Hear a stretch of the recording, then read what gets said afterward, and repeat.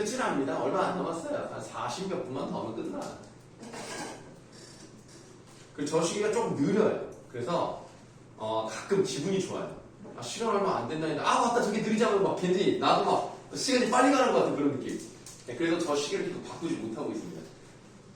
근데 이제 어떨 경우에는 저 시기만 보고 착각을 해가지고 수업을 더 하는 경우가 있어요. 그런 건 좀 안 좋지만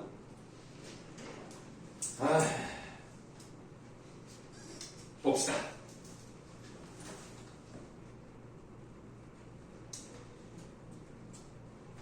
이도 또한 천명이니 후회하들 어찌하겠어요. 까지 이제 밑줄을 하고 운명을 받아들인 태도다 라고 필기를 했었습니다. 다음 뱃사람들이 이렇게 시작을 하네요. 뱃사람들이 앞에 곡세를 여시고요.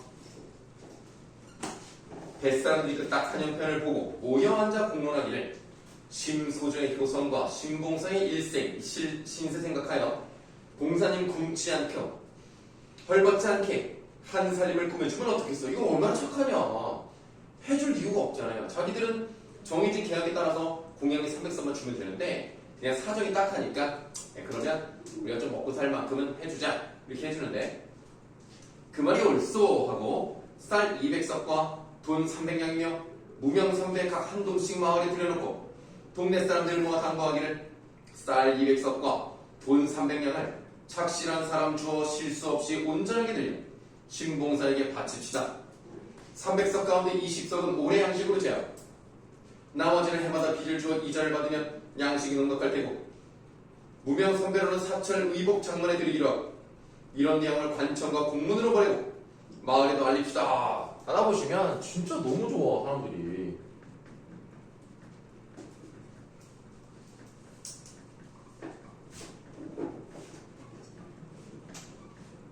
인정을 보이는 뱃사람들의 모습이 나타나 있죠.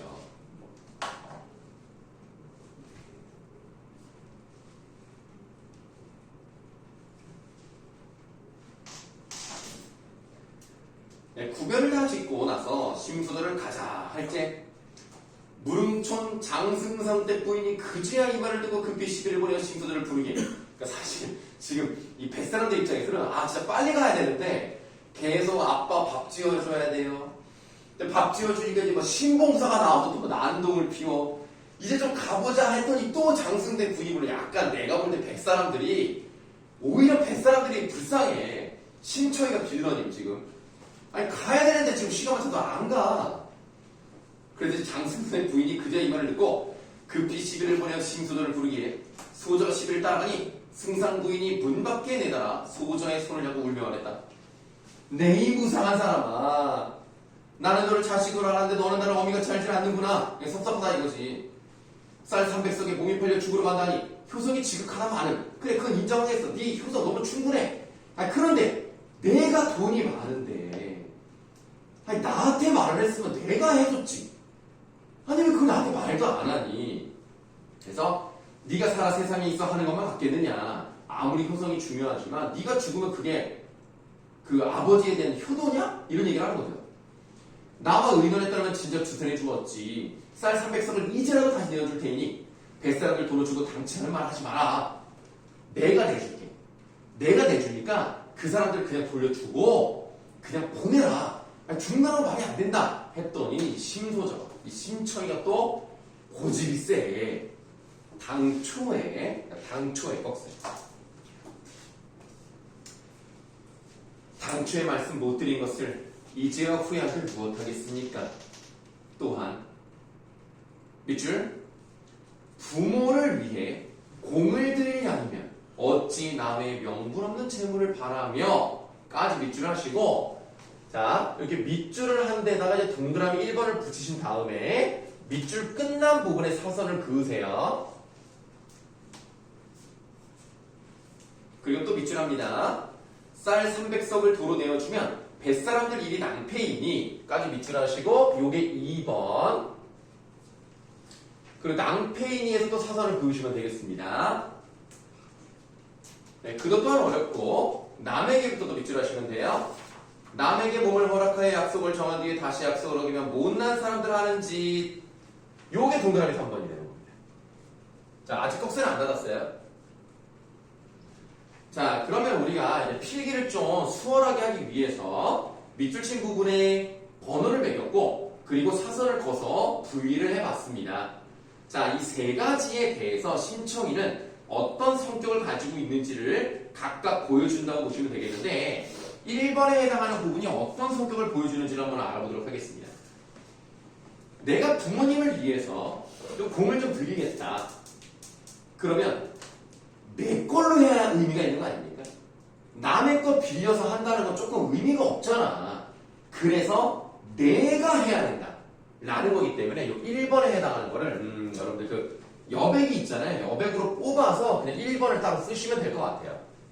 자, 1번 주체적으로 문제를 해결하려는 성격이죠.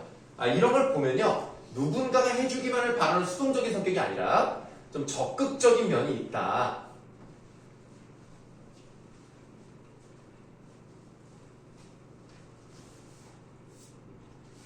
그 다음에 두 번째를 볼게요.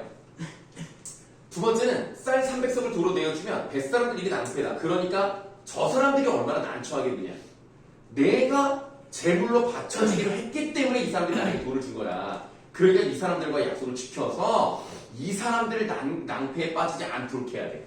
그러니까 지금 상대의 처지를 이해해주는 성격이죠. 또 맞는 말이기도 하지. 그러니까 이게 돈을 그 고객이 300석을 돌려주는 것 자체는 중요하지 않은 거야. 뱃사람들이 돈이 없어서 그런 게 아니야. 장사를 하러 가는데 못 가게 되니까 이 신청을 이제 물에다 이제 넣어버리는 거죠. 자, 이거 3번. 3번은 남에게 몸을 허락해 약속을 정한 뒤에 다시 약속을 어기면 못난 사람들이라는 거죠. 그 약속은 지켜야 된다. 약속을 중시합니다.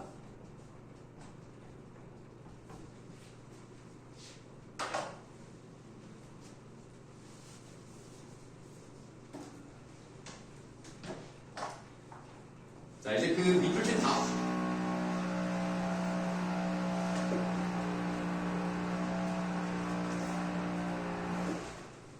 니네는 초록 매실 이런 거 안 먹냐? 아니, 너무 안 먹는. 왜 약간 혐이야? 혐 식품. 왜 안 먹어? 맛있는데? 맛있긴 한데 약간 할머니 집 가면 할머니가 캔으로 사오시는. 할머니 맛이야 그래서? 초록 매실은? 이거 안 먹어? 굳이? 그래?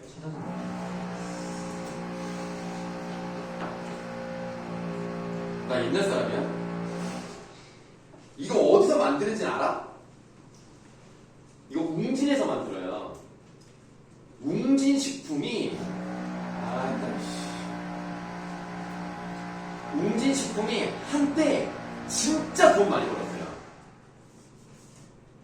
그 얘네는 약간 건강음료 쪽으로 이제 음료수를 많이 만드는데 한때 막 그냥 비실비실했다가 어떤 사람이 그 이제 직원이죠. 웅진식품 직원이 이거를 이용해서 한번 음료수를 만들어 볼까? 하고 개발하는 음료수가 대추 음료예요. 가을 대추. 그때 여러분들 잘 모르겠습니다만 박주훈이라고 하는 되게 유명한 영화 배우가 있었어요. 그 영화 배우를 모델로 써서 전폭적으로 지원을 했고 대박까지는 아니지만 웅진이라는 회사를 알리게 된 제가 중박음료 정도 됐습니다. 선생님은 그때부터 맛있더라고 대추 음료가. 많이 먹었어요. 그 다음에 나온 게 초록이죠. 그러니까 대추 음료도 처음이었고 매실 음료도 처음이었어요. 이것도 같은 사람이 개발했어요. 그래서 요게 대박을 칩니다. 여러분들이 또 그 사람도 모르겠지만 조성모라는 가수가 있어요. 그 사람도 진짜 그때 잘 나갔거든요. 그 사람을 모델로 써서 난 네가 참 좋아. 깨물어주고 싶어. 이런 광고가 있어요. 그 광고로도 대박을 칩니다. 그래서 웅진식품이 엄청 커지고 그 개발했던 사람이 사장까지 돼요. 그리고 초대박 친 게 뭔지 알아요? 진짜 완전 초대박 친 거 진짜. 이것보다 이거에 몇 배 돈을 많이 번. 진짜 그 전까지는 그 누구도 이 재료를 사용해서 음료수를 만들 거라고 생각하지 못했다. 정말 지금도 이런 게 있을까 싶을 정도의 신기한 재료. 아침 햇살을 만들어요. 맛있다. 아침 햇살 먹어? 맛있죠. 아, 먹어요? 이게 호불호 좀 갈리긴 하는데 약간 쌀뜨물 맛이다라고 해서 싫어하는 사람인데 선생님은 또 그것도 맛있어. 나 이것도 맛있고 아침 햇살 맛있고 나는 그 웅진식품을 되게 좋아하거든. 어쨌든 그거를 아침에 완전 초대박을 칩니다. 그래서 그 당시 제일 잘 나갔던 송혜교, 지금도 잘 나가지만 송혜교를 모델로 써요. 그래서 진짜 초대박을 치고 정부에서 상도 받아요. 쌀 소비 촉진시켰다. 점점 여러분들 쌀 잘 안 먹잖아요. 이제 우리가 이제 스파게티, 뭐 피자 이런 거 밀가루를 많이 먹지 쌀을 안 먹으니까 쌀이 남아 돈단 말이야. 농민들 생각해도 이제 추매해가지고 이제 그 좀 어느 정도 이제 보조금 정도 같이 주는 걸로 이제 산단 말이야. 그러니까 쌀 소비 촉진도 고맙다 이거 상도 받고 그러다가 이제 그 사장이 됐다는 그 사람이 그럼 다음에 뭐를 만들까 고민을 했죠. 뭔가 지금까지 한 번도 재료를 사용하지 않았다. 그런 것들을 할 때 다 대박을 쳤단 말이야. 그래서 이 사람이 이제 그 다음에 뭐를 만들었을까? 소래로. 네? 소래로. 아, 소래루는 CJ 거예요. 네, 그건 다른 회사인데, 나 소래루도 맛있던데. 나는 이 맛이 좀 이상하다. 나 소래루 맛있던데. 왜, 레온이 소래루는 혐이야? 나는 그거 너무 좋아해가지고, 진짜 하루에 한 개씩 맨날 먹었어요. 너무 맛있어서. 막 그거 먹으면 약간 시원해지는 느낌 막. 눈이 막 떠지는 느낌? 에바이. 뭐, 어쨌든. 그래서 그 사람이 이제 만든 게 뭐야? 여름 수박을 만들어요. 그러니까 수박 주스의 원조 같은 걸 만들어요. 근데 사실 뭐 주스의 개념은 아니지만 선생님 너무 기대한 거야. 와, 이 초대박을 친 사람 또 새로운 걸 만들었구나. 처음으로 사서 먹었거든요. 근데 어떤 맛이었냐면 수박을 이렇게 자르잖아요. 그 다음에 그럼 이제 이게 먹다 보니까 물이 이렇게 손에 흐르잖아요. 그 흐른 물을 핥아먹는 맛? 약간 그 수박 껍질을 핥아먹는 맛? 아, 그 내가 먹을 때 약간, 이게 개소리야. 부원장님 좀 조용히 좀 하셨어요. 자, 그래서 내가 먹었을 때 별로였어. 아, 그런데 망했어. 완전 음료수가 망해버린 거야. 그래서 다시 이제 그 사람을 절치고 싶고, 그래, 내가 이번에 좀 급했다. 그래서 그 다음에 나온 음료. 쑥의 향기였나? 그랬어요. 근데 그때는 약간 돈이 없었는지, 이 사람도 모르겠지만 이현우라는 가수가 있었습니다. 그 사람이 그걸 딱 먹으면서 뭐라 그래? 쑥이 쑥 들어가네. 그랬단 말이야. 아, 내가 볼 때 그게 약간 페인이었던 것 같아. 아, 쑥이 쑥쑥 들어가네. 아, 이러니까 그래 개소리라잖아 지금. 그래서 그것도 잘 안 됐어요. 2번 연속 실패를 하다 보니까 이제 아침 햇살이 점점 소비량이 줄어들고 계속 먹을 수 있는 사람들이 그러다 결국에는 웅진이라는 게 웅진식품이 이제 웅진이라는 회사의 한 그 계열사잖아요. 웅진이라는 회사 자체가 망해요. 그러면서 다 뿔뿔이 흩어지면서 웅진식품을 살리려고 그 사장이 끝까지 남았지만 결국에는 부도가 나서 웅진식품이 대만으로 넘어갑니다. 그래서 이제 우리나라 회사가 아니에요. 대만께 돼버렸는데 은효는 알지 모르겠는데 선생님이 원래 이 음료수 빼짝 먹는 거 그거 뭐지? 티질이었나? 티즐이라는 음료수가 있습니다. 티즐은 진짜 추천합니다. 티즐은 맛있어요. 뭐 레몬 유자 민트인가 뭐 이렇게 여러 가지가 있으니까 많이 이용해 주세요. 선생님은 전혀 이 웅진 관련 없어서 그냥 좋아하는 사람, 그냥 웅진 식품을 좋아하는 사람인 것 뿐이지 전혀 뭐 우리 가족이 다닌다던가 뭐 나이가 뭐 여기 주주라던가 뭐 이런 건 아니에요. 오해하지 마시고. 그럼 혹시 뭐 바카스 이런 건 안 좋아해요? 좋죠. 바카스는 먹어요? 여기 뭐 레온이도 먹어 바카스는? 주민이도? 알았어. 근데 그런지 물어본 거야. 바카스를 먹는구나. 하시스 같은 거를 먹는 것보다 바카스를 먹어라 차라리. 왜요? 그 고카페인은 너무 몸에 안 좋아요. 그 몬스터 이런 거 먹지 말고 차라리 바카스를 먹어요. 자, 그다음 읽겠습니다. 그 말씀을 따르지 못하겠습니다. 하물며 값을 받고 몇 달이 지난 뒤에 차마 어찌 낯을 들어 무슨 말을 하겠습니까? 부인의 하늘 같은 은혜와 참신 말씀은 젖으로 들어서 결초보온하겠습니다. 유명한 자서 나왔죠? 죽어서도 은혜를 갚겠다. 자, 결초보온하겠습니다. 이제 꺽쇠를 닫으시면 되겠습니다. 자, 꺽쇠가 굉장히 길었는데요. 자, 이 부분에서는 어떤 성격인가? 이 세 가지 성격을 이제 한 번에 뭉쳐서 쓰도록 하겠습니다. 염치 있고요. 책임감이 강합니다.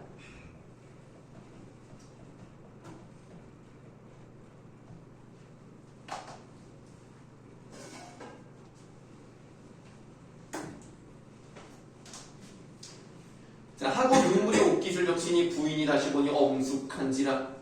할 일 없이 중요한 단어 나왔는데요. 이거 어떻게 해석하는지 아십니까? 할 일 없이라고 하면 안 돼요. 그거 완전 다른 뜻이 돼버려요. 네. 하염없이 아니고요. 어찌할 도리가 없이. 이렇게 해석을 해야 됩니다. 이거는 왜 알아두라 그랬냐면 여기만 나오는 게 아니라 고전소설에 많이 나와요. 이런 거를 이제 하나하나 알아가야 나중에 고전소설을 해석할 때 잘할 수 있습니다. 어차피 여러분들 수능을 안 볼 건 아니잖아요. 그러니까 수능을 보시고 최저를 맞추든 나중에 그냥 포기하고 정시로 갈 수도 있겠고 어쨌든 수능이든 내신은 다 포기하면 안 되겠습니다만 수능을 안 보진 않을 거니까 연습을 좀 이렇게 조금씩 해 나가야 돼요. 국어는 길게 봐야 돼요, 여러분들. 단기간에, 그러니까 내신하고 좀 다르지만 모의고사는 단기간에 성적이 오르지 않습니다. 꾸준히 놓지 말고 가는 게 제일 중요합니다. 자, 어찌할 도리가 없이 다시 말하지 못하고 놓지도 못했다. 심소자가 울면에 쫓기를 부인은 전생에 나의 부모라. 어느 날에 다시 모시겠어요? 글 한 수를 지어 정을 펴오니 보시면 아실 것입니다. 부인이 반기와 종이와 붓을 내어주니 붓을 들고 글을 쓸지 눈물이 비가 되어 점점이 떨어지니 송이송이 꽃이 되어 그림 족자였다. 안방에 걸고 보니 그 글은 이러했다 하고 이제 어떤 글이 나와요. 자, 넘어가셔서 이제 볼게요. 생기사기 일몽간의 견정하필 루잠잠 이랴마는 세간의 최유단장 초안이 초록강남 인비환을 어디인지 모르겠죠.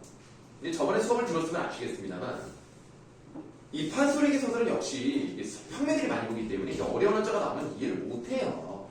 그러니까 이렇게 썼고 해석을 바로 해줍니다. 이 글 뜻은 사람의 죽고 사는 게 한 꿈속이니 정에 끌려 어찌 굳이 눈물을 흘리랴만 세간에 가장 애끓는 곳이 있으니 풀 돋는 강남에 사람이 돌아오지 못한 일이라 라고 되어 있는데요. 자, 여기서 좀 몇 군데 좀 짚고 갈 건데요. 세간에, 그러니까 세상에 가장 애끓는 곳이라고 되어 있습니다. 이 애끓는 곳의 애가 뭘까요?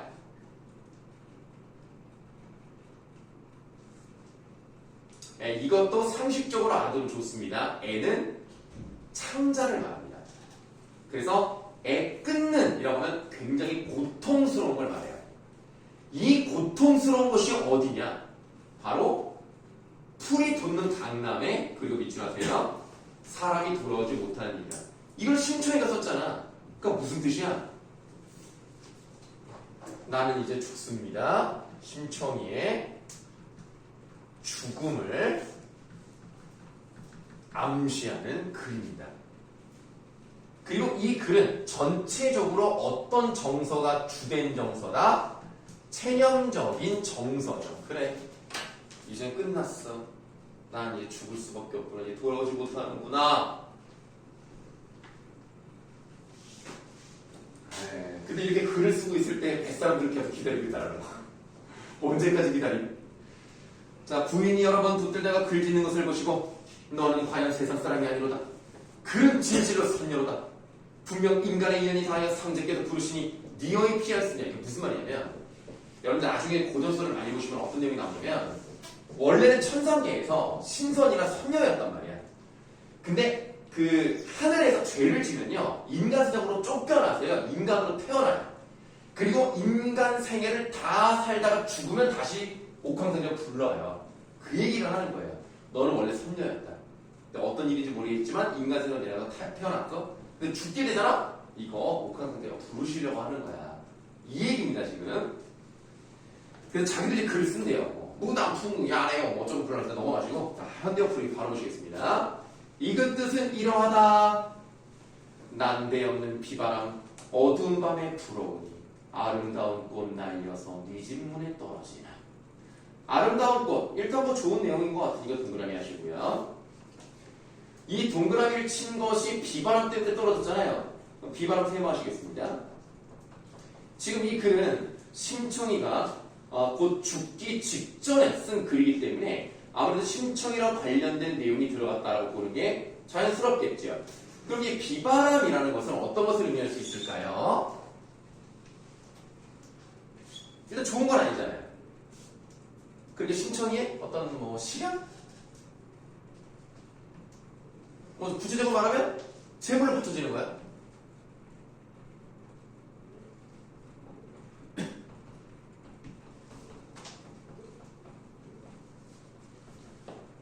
그럼 이 시련 때문에 꽃이 날려왔기 때문에 아름다운 꽃은 당연히 뭘 의미한다? 심청이.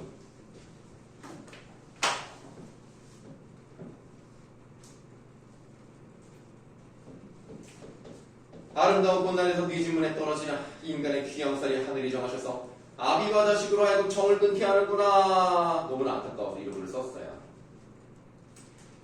심서저가 그 글을 품에 품고 눈물로 이별하니 참아보지 못할 지경이었다. 심청이 돌아와서 아버지께 아식하니 신봉사가 붙들고 뒹굴고 외로워하며 네가 날 죽이고 가지 그저는 못 가리라. 날 데리고 가거라. 네 혼자는 못 가리라. 심청이 아버지를 위로하기를 부장하간. 자, 부장은 앞에 거 없애. 부장한 천륜을 끊고 싶어 큰 싸움에 죽고 싶어 죽겠습니까마는 애군이 막혀있고 생사가 때가 있어 하느님이 하신 일이니 한탄하들 어찌하겠어요. 인정으로 할 양이면 떠날 날이 없을 것입니다. 받으시면 이게 그러잖아. 내가 지금 아버지와의 인연을 끊고 싶어서 끊는 게 아니에요. 이게 다 하느님이 하신 일입니다. 어떻게 하겠어요? 만약에 사람의 마음을 하겠다? 그럼 못 가지. 그러면 뭐 떠날 게 없지. 그러면 그러니까 결국에 하나님 얘기를 했으면 무엇을 받아들이는가 봐야 돼? 운명? 운명을 받아들이는 거. 그걸 뭐라 그래요? 운명? 그대로 그냥 정없이 그대로 받아들였어. 그걸 뭐라 그래요? 아주 중요한 말인데 이게 안 나오네. 힌트 드립니다. 오늘이 7월 16일이죠? 그러면 약 4개월 뒤입니다.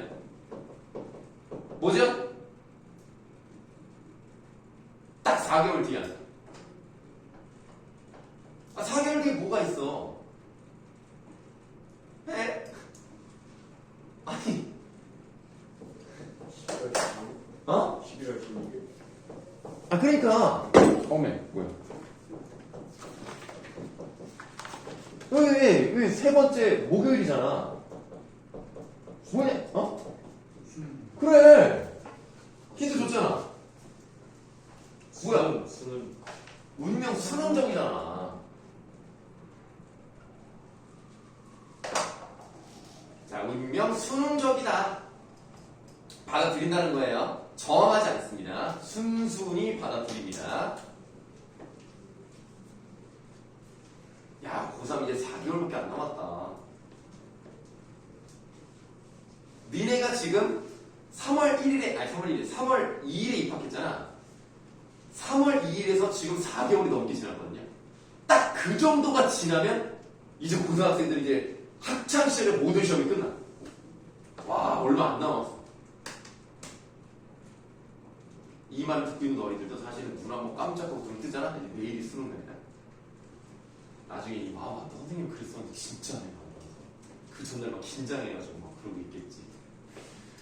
이놈들아, 나도 수능 봤는데 이놈들아, 그 전날 얼마나 떨리는지 알아? 그 전날은 공부도 안 돼. 공부를 하는 것도 의미도 없어. 그냥 가만히 있었어. 그냥 집에. 나는 TV도 안 보고 그냥 가만히 누워가지고 라디오 듣고 있었어. 다음. 그러니까 저희 아버지를 동네 사람에게 붙들게 하고 뱃사람들을 따라갈지 소리내어 울며 치마끈 졸라매고 치마법 거듭거듭 맞고 흐트러진 머리털은 두기 밑에 늘어지고 비같이 흐르는 눈물 옷깃을 적신다. 엎떠지며 자빠지며 붙들어 나갈지 건너집 바라보며 아무개네 큰아가 바느질 스노키를 누구와 함께 하려느냐? 이제 자기가 없어지면 누구랑 하겠니? 작년 5월 단오날에 그네 뛰고 놀던 일을 네가 행여 생각하느냐? 아무개네 작은 아가 금년 7월 칠석밤에 함께 기원하다더니 이제는 허사로다. 언제나 다시 보랴.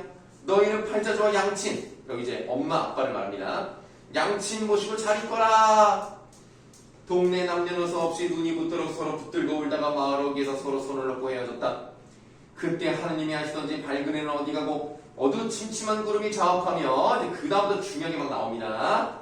청산이 찡그리는 듯이라고 되어 있죠? 청산 괄호하세요.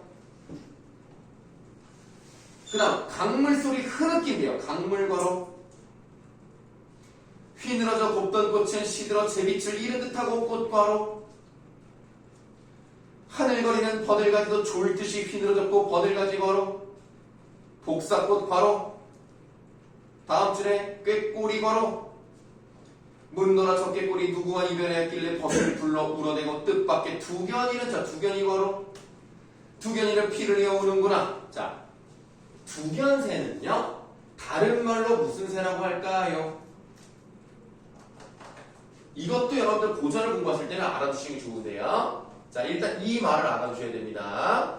접동새가 있어요. 접동새. 자 접동새라는 새가 있고요. 이 새에게 이제 이 새랑 같은 뜻을 가지고 있는 또 다른 이름이 뭐냐면 일단 지읒자가 있죠. 그러면 자규라는 새가 있고요. 디귿자가 있죠. 두견이라는 새가 있습니다. 자규, 접동, 두견은 다 같은 새인데 이름만 달라. 그래서 접동새 설화에 대한 이야기를 하나 해드릴게요. 이 국어는 배경지식이 많아야 여러분들이 문제를 풀 때 도움이 될 건데 우리나라 전설입니다. 이제 그 중국 얘기는 나중에 해드릴게요. 옛날에 진두강이라는 강이 있었어요. 이제 그 강가에 살고 있던 10명의 남매가 있었습니다. 첫째가 여자이고요. 나머지 밑에가 다 남자예요. 그래서 그 여자 입장에서는 9 남동생이 있습니다. 근데 애가 너무 착해. 부모님께 효도하고 동생 잘 보살피고 그리고 또 항상 그러면 얼굴도 예뻐. 그런 여자인데 엄마가 죽었다. 자, 엄마가 죽었어? 아빠는 남아있어. 근데 그 다음 이야기, 이제 어떤 스토리로 갑니까? 자, 엄마가 없으니까 이제 어떻게 돼? 아니, 그렇게 되면 내가 원하는 방향이 아닌데. 엄마 역할 아니까, 물론 엄마 역할 할 수도 있겠습니다. 이제 옛날 얘기 보면 보통 이제 누가 들어와요? 새엄마가 들어오죠? 그 다음 이야기죠. 어떻게? 새엄마가 꼭 어떻게 해? 나쁘죠. 나쁘지. 그럼 누구를 괴롭혀? 꼭? 첫째. 첫째 그 딸을 꼭 괴롭잖아. 남자를 괴롭힌 내용은 별로 없어. 아, 물론 없는 건 아니지만 보통 여자를 괴롭혀. 근데 그 첫째는 맨날 그렇게 구박하고 일 시키고 막 구박 힘들게 하는 거야. 그런데 이 여자애도 아까도 말했지만 뭐 나는 뭐 얼굴도 예쁘고 착하니까 저기 괜찮은 집안의 도령이랑 결혼을 하게 된 거야. 그러면 결혼하게 되면은 아니 뭐 솔직히 이 계모 입장에서 자기랑 관련이 없잖아. 근데 이 예물을 많이 받아온 걸 보니까 약간 질투가 나는 거야. 지가 저게 뭔데 이렇게 좋은 집안하고서 열받네. 그래서 하루는 불러요. 얘야, 이 옷장에 뭐 저 뒤에 뭐가 이렇게 들어가서 안 나온다. 이거 좀 꺼내줘. 그랬더니 들어가서 아니 이게 뭐 어떤 거예요? 아니 그 밑에 뭐 있잖아. 어디요 어머니? 아니 물을 잠가버린 거야. 이렇게. 그리고 어떻게 하겠어? 불로 태워버렸어. 그래서 죽었어. 불이 막 다 타니까 나중에 재만 남잖아. 근데 그 재에서 갑자기 뭐가 푹 하더니 접동새가 나온 거예요. 그럼 이 접동새는 여기 날아가서 계모가 무서우니까 계모가 눈 뜨고 있는 낮에는 못 오고요. 밤에만 와서 동생들 보고 싶어서 쩍덩쩍덩 이렇게 울어요. 그런데 그 누나가 그렇게 죽었다는 것을 이 남동생들이 알게 된 거야. 그래서 똑같이 그 계모를 옷장에 놓고 불에 태워 죽입니다. 그래도 죄가 됐죠. 거기서 또 푸드득푸드득해서 이번에 뭐가 나왔을까요? 우리가 일반적으로 좀 나쁘다고 생각하는 그 새. 까치. 까치가 왜 나빠? 까치는 까마귀. 까마귀가 되었다는 얘기가 있습니다. 그래서 그 이야기의 접동새 설화와 까마귀 설화가 동시에 나오는 그런 거예요. 그래서 뭐 접동새랑 까마귀랑 사이가 좋지 않다라는 뭐 비과학적인 그런 얘기도 있습니다만 어쨌든 접동새다. 그러면 원치 않은 죽음을 당했잖아요. 그래서 어떤 슬픔 이거랑 관련됩니다. 그래서 여기 이제 두견이가 나왔잖아요. 뭔가 슬픔과 관련돼 있다는 내용입니다. 두견세가 나왔을 때 98%이 정도는 다 한과 슬픔에 연결된다는 걸 그냥 머릿속에 넣어두세요. 그거 웬만하면 다 맞습니다. 자, 두견이는 피를 내어오는구나. 달 밝은 너른 산을 어디 두고 애끓는 슬픈 소리 울어서 보내느냐. 네 아무리 가지 위에서 가지 말라 울건만은 약간 라임인가? 네 아무리 가지 위에서 가지 말라 울건만은 값을 받고 팔리고면 다시 어찌 돌아올까? 우리 과로친 부분에 대한 필기 아직 안 했단 말이에요. 과로친 것들의 공통점 찾아봅시다. 뭡니까? 자요. 물론 자연물인 거 맞네요. 근데 그거는 뭐 그렇게 중요한 건 아니고요. 뭡니까? 의인법? 예, 내가 원하는 대답이 한 60% 정도에 되는 그 정도 답이에요. 의인법이 사용됐다고 해도 틀리진 않습니다. 그러나 더 중요한 게 있어요. 청선이 찡그리지, 강물이 흐느끼지, 꽃이 시드는 건 뭐 아니고 제빛을 잃은 것 같지? 이 심청이가 이렇게 뭐 나를 뭐 끌려간다고 볼 수 있는데 그런 상황에서 심청이의 어떤 느낌 같은 거, 그런 정서 같은 게 그런 자연물에 반영된 것 같지 않아? 이걸 뭐라 그러지? 이걸 뭐라 그래? 이거 우리 이제 고등학교 1학년 1학기 과정 거의 다 끝났어요 지금. 이게 나와줬으면 좋겠는데 이게 안 나오네. 지금 다 힌트를 줬는데 내가 지금 이게 답을 말하지 않기 위해서 다른 걸로 자꾸 돌려서 하는 거야. 정서가 들어갔다. 초성. 자.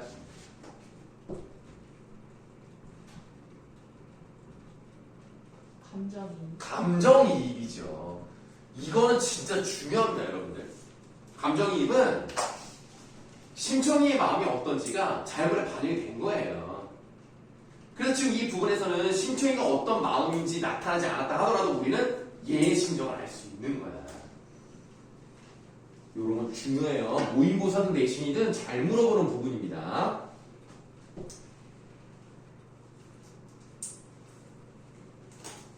자, 그래서 바람에 날린 꽃이 얼굴에 부딪히니 꽃을 들고 바라보며 봄바람이 사람 마음 알아주지 못한다면 무슨 까닭으로 지는 꽃을 보내리요.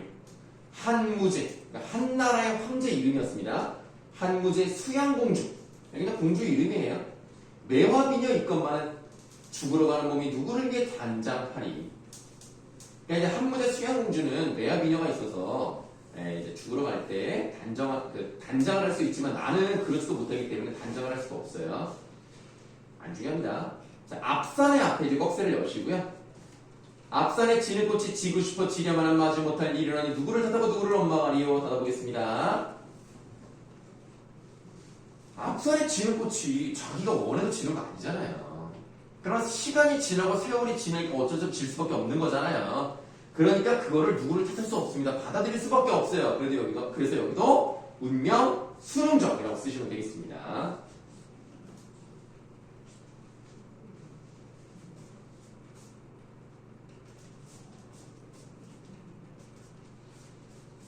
자, 한 걸음에 돌아보며 두 걸음에 눈을 지며 강머리에 다다르니 뱃머리에 판자 깔고 심청을 인도하여 빗장하게 실은 후에 닻을 감고 돛을 달아 여러 사람들이 소리를 난다. 어기냥 소리를 하며 북을 둥둥 울리면서 노를 저어 배질하며 물결에 배를 띄워 떠나간다. 이렇게 끝났네. 자, 이렇게 해서 우리가 고전소설 2개를 마무리를 했습니다. 네, 우리가 고전소설만 했기 때문에 좀 지루하니까 그 다음에 현대소설을 갖다 넣어봤습니다. 물론 현대소설도 여러분의 입장에서는 이것도 재미없다라고 할 수 있겠어요. 그러나 어쩌겠어요. 재미만 있으려고 하는 건 아니니까 공부하는 느낌으로 한번 가보시죠. 삼포 가능을 한번 보도록 하겠습니다.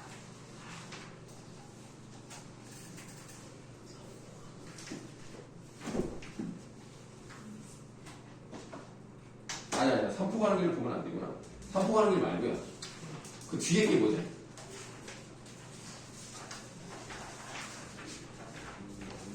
남시주 유동 박씨공방. 이거를 봐야죠.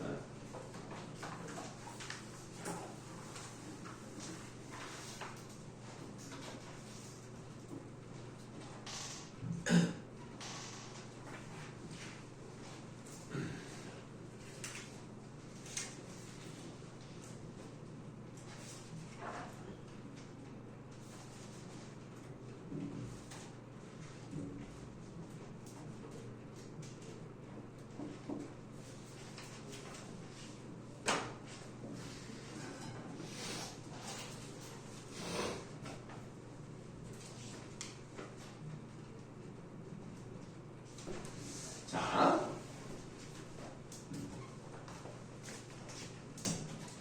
우리가 이제 시를 하나 이제 볼 건데,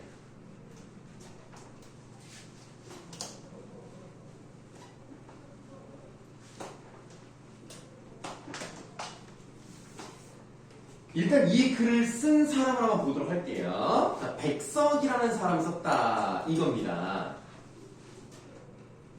일단 이 사람은 주로 언제 시를 많이 썼던 사람일까요? 몇 년대를 대표하는 시인일까요?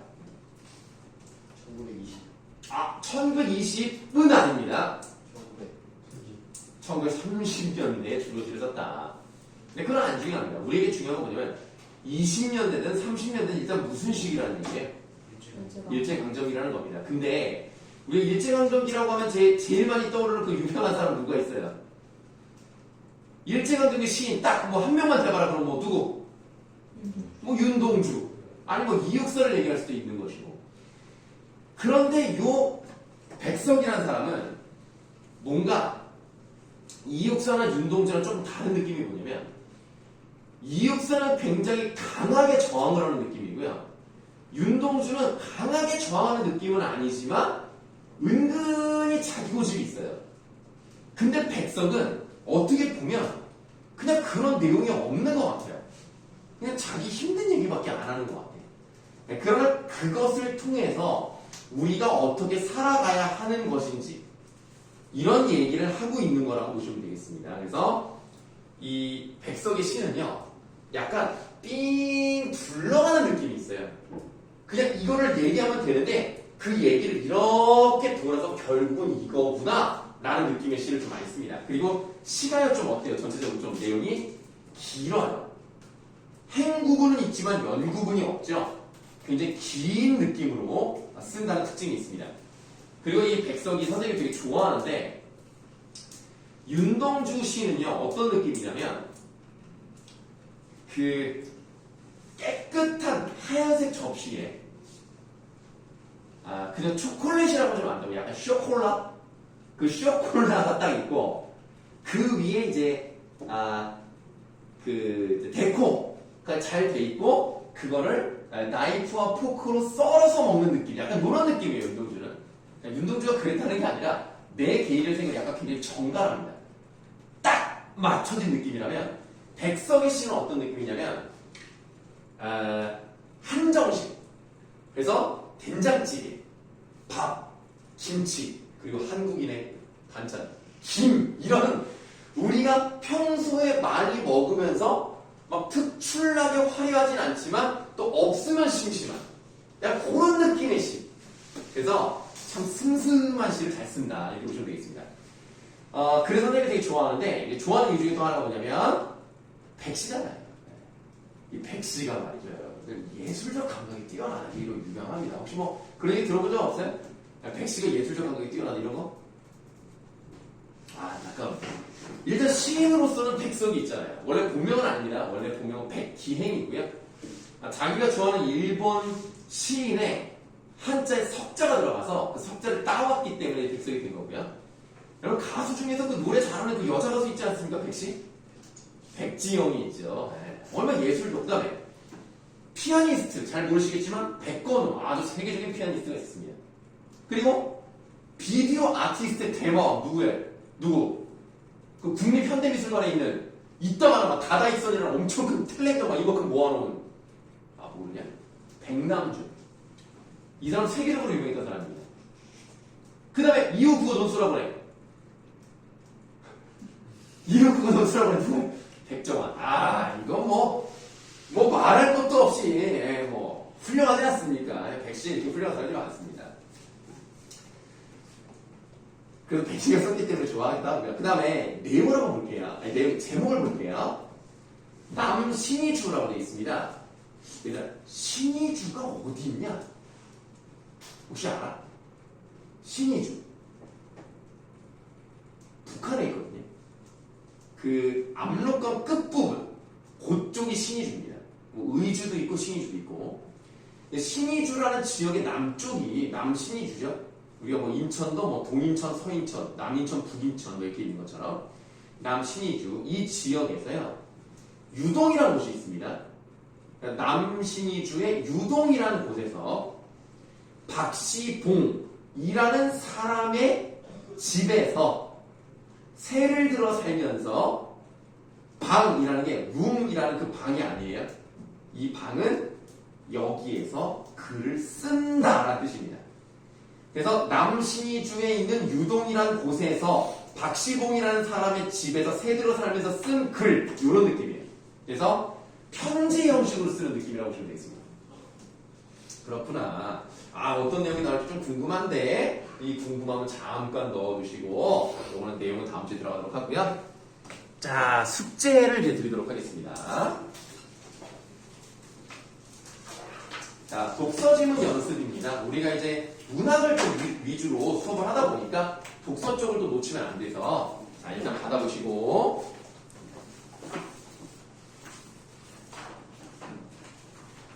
이게 뭐 두꺼워 보이기는 한데 이걸 다 푸는 게 아니에요. 일단 이번 주는 숙제 2개만 나갈 겁니다. 일단 간단하게 앞에서부터 숙제가 나갈 건데요. 인문예술이라고 되어 있는 2강과 3강이 숙제거든요. 자, 여기다 써드릴게요.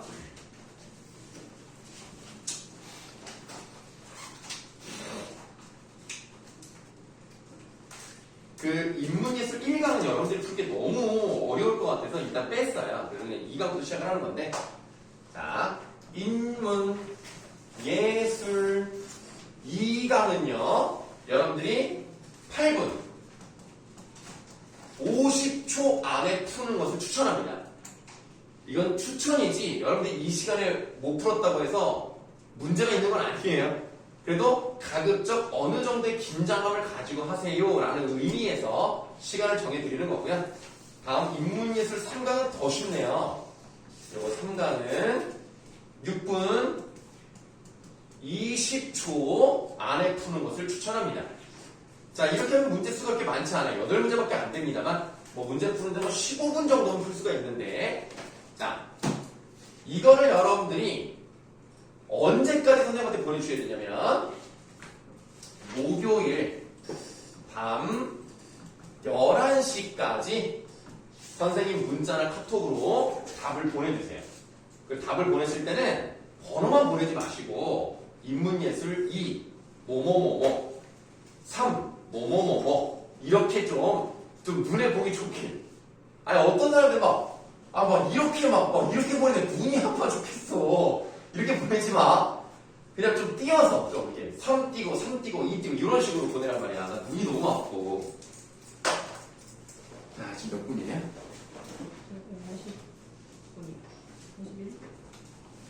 2분 알겠습니다. 자, 오늘 벌써 말도 안 해도 벌써 가방을 다 챙겼네.